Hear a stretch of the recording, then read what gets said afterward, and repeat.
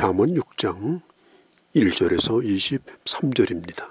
다른 사람을 위하여 보증을 서는 것은 선한 일이죠. 죽어가는 환자가 있습니다. 이 사람은 보증인이 없으면 수술을 할 수 없는 사람입니다. 이런 때에 보증이 필요합니다.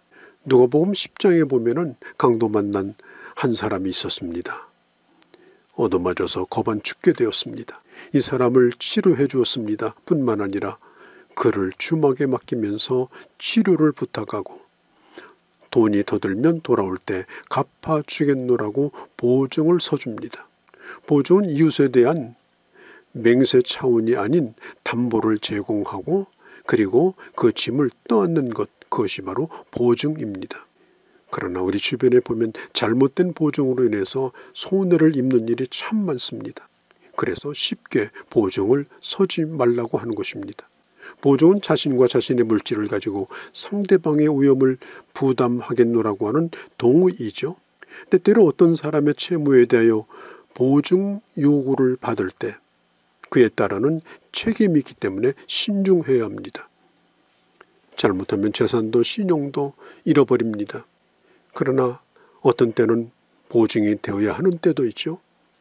빌립보서 1장 18절에 보면 사도 바울이 빌레몬에게 오네시모를 보냅니다. 오네시모는 주인인 빌레몬의 집에서 나올 때 물질을 가지고 도망쳐 나왔습니다. 그가 도마에서 바울을 만났고 예수님을 믿게 됩니다. 바울은 오네시모를 주인인 빌레몬에게 보내면서 만일 오네시모가 당신에게 불의한 일을 행하였든지 빚진 것이 있다면 그것을 내 앞으로 계산하라고 말합니다. 바울이 오네시모에 대하여 보증을 서고 있는 것입니다. 바울이 오네시모가 앞으로 할 모든 일들에 대하여 보증 서겠다 그렇게 말하지는 않았습니다. 그러나 물질적인 손해를 끼친 것에 대해서 바울은 보증을 서고자 했던 것입니다. 보증을 하게 되면 자신의 말로 자신이 얽히고 붙들리게 됩니다. 어려운 형편에 있는 친구나 형제를 돕는 것은 귀한 일이죠. 그러나 내가 가진 범위 안에서 도우셔야 됩니다. 무한 책임을 지는 보증은 내가 할 수 있는 부분이 아닙니다. 왜냐하면 내가 하나님이 아니기 때문에 그렇습니다. 어떤 사람의 인생을 내가 책임질 수는 없는 겁니다. 감당할 능력도 없으면서 인정에 끌려 보증 서는 것은 매우 위험한 모험입니다. 자신과 가족들을 고통 속으로 몰아넣을 수 있습니다. 결국에는 하나님의 영광도 가릴 수 있죠. 고대에는 보증을 서서 그 결과로 빚을 갚지 못하면 재산을 빼앗기는 정도가 아니라 심하면 종으로 팔려갔습니다. 특별히 여러분 교회 안에서 돈을 꾸거나 빌려주는 일을 하지 않도록 조심하셔야 됩니다. 특별히 보증 서는 일을 하지 마십시오. 인정에 끌려 보증하면 나중에는 피차 영적으로도 거침돌이 되고 맙니다. 4절과 5절에 보면 이렇게 말합니다. 짐승이 사냥꾼의 손에서 벗어나려고 발버둥 치는 것처럼 새가 그물에 걸렸을 때 발버둥 치는 것처럼 그걸 벗어나려고 하는 것처럼 이 문제에 걸려 있다면 빠져나오도록 하라고 요청을 하고 있습니다.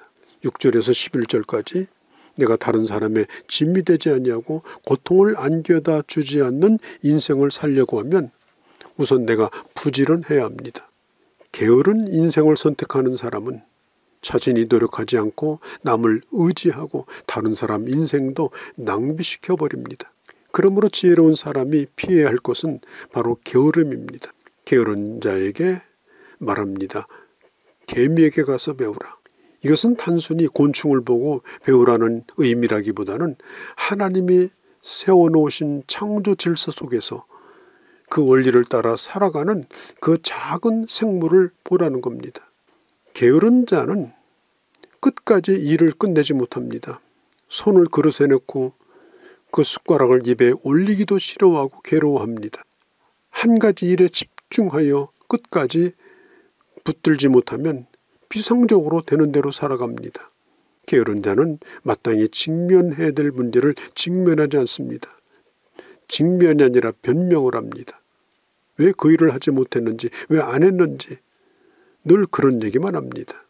자, 개미는 많은 생물 가운데서도 아주 특별한 그런 특징을 가지고 있죠.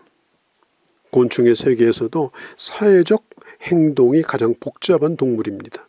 노예를 부리는 개미가 있는가 하면 아프리카에서 서식하는 한 개미는 야옹개미가 일부러 다른 개미에게 잡혀 들어가 그들의 둥지로 끌려 들어가 그 옷에 있는 기존 야옹개미를 머리를 물어 죽이고 자기 알을 낳고 그 개미로 하여금 자기 알을 돌보도록 만드는 그런 일을 하기도 합니다. 남아메리카의 한 개미는 식물의 잎을 잘라서 곰팡이를 만들어서 먹는 개미도 있습니다. 꿀개미는 진딧물에 배를 가볍게 자극해서 그 진딧물이 배설하는 꿀물을 섭취하는 개미가 있습니다. 불개미는 다른 종류의 알과 유충을 잡아먹기도 합니다. 가위 개미라는 개미는 버섯을 재배해서 먹는다고 합니다. 개미는 모든 대륙에서 찾아볼 수 있습니다. 개미는 페로몬이라고 하는 화학물질로 서로 소통하고 더듬이로 냄새를 맡고 그 냄새의 강도를 따라서 방향에 대한 정보를 전달합니다. 개미는 물거나 찌르거나 아니면 특별한 화학적인 이 산성 물질을 쏘아서 뿌리는 식으로 공격을 하거나 방어를 합니다. 남아메리카의 청얼개미는 침을 쏘기도 하는데 아주 강력한 독을 가지고 있습니다. 개미는 서로 가르쳐주는 교육을 하는 행동을 하기도 합니다. 대부분의 개미는 집을 짓습니다. 땅속이나 나무 밑에 짓습니다. 필리핀에 있는 배짜기 개미는 잎사귀를 이어서 집을 짓습니다. 남아메리카의 군대개미나 아프리카의 장림개미는 집을 짓지 않고 방랑생활을 하며 서로 얽혀서 야영을 하는 그런 개미도 있습니다. 그러면 우리가 개미에게서 뭘 배워야 될까요? 첫 번째로 자발적 동기입니다. 7절에 보면 개미는 두려움도 없고 감독하는 자도 없고 통치자도 없습니다. 채찍을 휘두르는 대장개미도 없습니다. 누가 누구더러 시키는 일도 없습니다. 감시받지도 않습니다. 가장 강력한 공동체는 자기 일을 알아서 스스로 하는 집단입니다. 자율적 공동체입니다. 독재자가 강한 것 같지만 무너질 때 보면 한순간입니다. 민주적인 집단은 약한 것 같지만 오래갑니다. 스스로 자발적으로 일한다는 것이 중요합니다. 개미는 새벽 6시부터 밤 10시까지 일을 하는데 명령과 지시가 없습니다. 자발적으로 합니다. 그런데 게으른 인간은 명령하지 않으면 일하지 않습니다. 시키지 않으면 결코 움직이지 않습니다. 창조적인 사람은 자기 스스로에게 동기부여를 하고 결코 약해지지 않습니다. 중단하지 않습니다. 끊임없이 자기 자신을 드라이브합니다. 차에 시동을 걸기 전에는 엑셀레다를 밟기 전에는 결코 나가지 않는 것처럼 내가 내 자신의 시동을 걸고 그리고 드라이브를 시작합니다. 누가 움직여주지 않습니다. 누구도 밀어주지 않습니다. 자발적 동기를 가지고 스스로가 앞으로 나아가는 것입니다. 이렇게 사는 것이 바로 사명으로 사는 인생입니다. 내 스스로가 나를 격려하는 사람, 사람들의 보상이 아닌 나 자신이 나를 칭찬하며 스스로 보람을 느끼며 사는 사람, 자발적 동기를 가지고 끊임없이 내 안에서 일어나는 열정을 가지고 살아가는 이것이 바로 우리가 개미에게서 배울 점입니다. 또 한 가지는 개미는 열심히 일합니다. 8절에 있는 것처럼 먹을 것을 여름 동안 대비하기 위해서 여름철에 가장 힘들 때 일을 합니다. 개미를 가만히 관찰해 보십시오. 어느 한 개미도 전부 허둥대거나 한 구석에서 노는 일이 없습니다. 계속해서 일을 합니다. 사람들이 휴가를 떠났을 때도 사람들이 버린 빵부스러기 하나를 끌고 가기 위해서 버둥대고 쉬지 않고 일을 합니다. 개미는 단순히 일하는 정도가 아닙니다. 이 일을 즐기는 것처럼 보입니다. 마태복음 25장에 보면 게으른 것이 바로 악한 것이라고 했습니다. 시간을 우리를 기다려주지 않습니다. 개미에게 여름은 일할 수 있는 기회입니다. 언젠가 우리 인생도 끝날 때가 있을 텐데 그건 아무도 모릅니다. 예수님께서도 아버지가 일하시니 나도 일한다라고 말씀하셨습니다. 3년 동안 얼마나 짧습니까? 그러나 모든 것을 다 철저하게 이루고 가셨습니다. 세 번째로 개미는 미래를 준비합니다. 추수할 양식을 모으죠. 이것은 단순히 열심히 일하는 것이 아니라 내일을 위해서 일하는 겁니다. 앞으로 닥칠 계절을 준비하는 것입니다. 개미는 먹을 때가 많을 때는 다 먹어치우는 것이 아니라 저장을 합니다.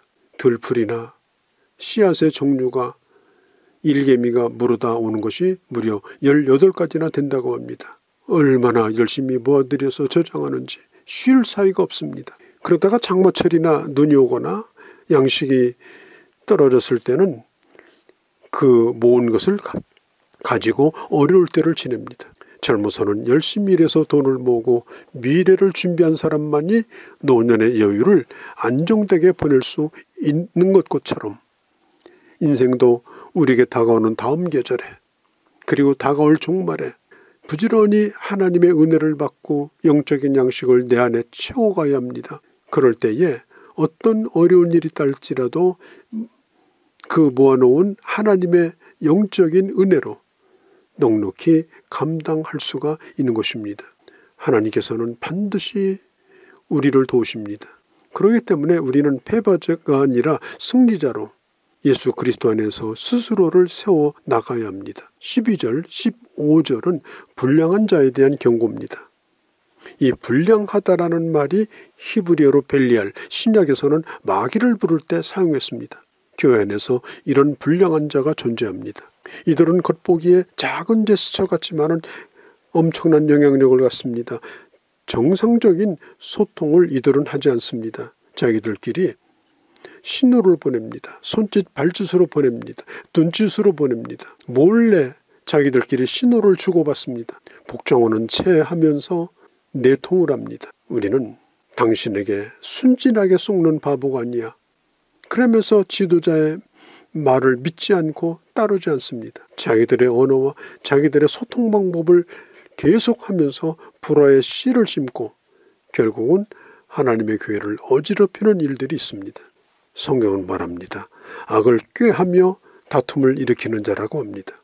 오늘도 성실하게 그리고 하나님이 주신 창조의 법칙 안에서 부지런함으로 하루 일과를 감당하는 그런 주의 은혜가 있기를 바랍니다. 걸어가신 우리 아버지, 개미에게서 배우라고 말씀하신 주님, 앞으로 우리에게 닥칠 추운 인생 그런 겨울이 오기 전에 성실로 영육간의 미래를 위해서 쌓아두는 생활을 함으로 나 자신도 존재할 뿐 아니라 다른 사람도 함께 살려내며 귀한 사역을 감당하는 그런 주의 사람들이 되게 하여 주옵소서.